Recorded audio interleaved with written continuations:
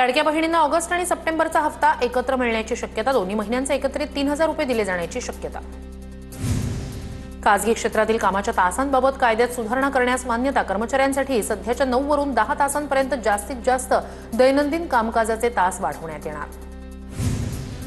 हवामान विभागाकडून संपूर्ण राज्यात जोरदार पावसाचा इशारा, कोकण मध्य महाराष्ट्रात अतिवृष्टीचा इशारा.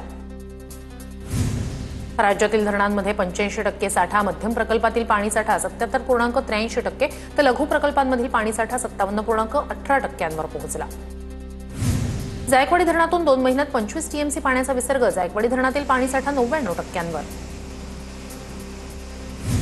उच्च न्यायालयाच्या वांद्रे संकुलासाठी 3350 कोटी रुपयांची तरतूद करण्यास मंत्रिमंडळाची मान्यता, वसाहतीतील सुमारे 30.16 एकर जागेवर उच्च न्यायालयाचं नवीन संकुल उभारलं जाणार.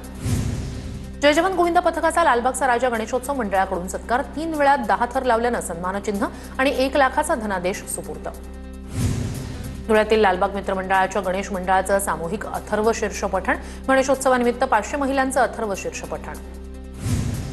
शिरपूर तालुक्यातील अहिल्यापूर गावातील तरुणांकडून अनोख्या पद्धतीनं गणेशोत्सव साजरा, ऐतिहासिक पायऱ्या असलेल्या विहिरीची तरुणांकडून साफसफाई.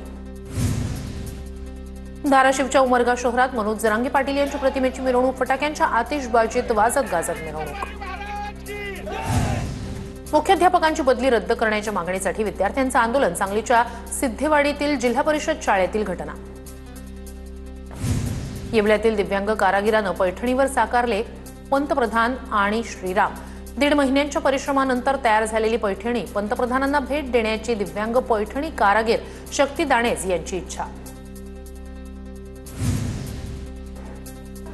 सांगली महानगरपालिकेच्या सार्वत्रिक निवडणुकीची प्रारूप प्रभाग रचना जाहीर, एकूण 20 प्रभागांची प्रारूप प्रभाग रचना जाहीर. नंदुरबार शहरातील दिव्यांग बांधवांना ई बाईक वाटप, शिवसेनेचे आमदार चंद्रकांत रघुवंशी यांच्या स्थानिक निधीतून 21 ई बाईक वाटप. नंदुरबार जिल्ह्यात आरोग्य कर्मचाऱ्यांचं गेल्या 16 दिवसांपासून काम बंद आंदोलन, राष्ट्रीय आरोग्य कर्मचाऱ्यांना 10 वर्षांपेक्षा सेवेत अधिक काळ झाला असतानाही कायमस्वरूपी करण्यात न आल्यानं कर्मचारी आक्रमक.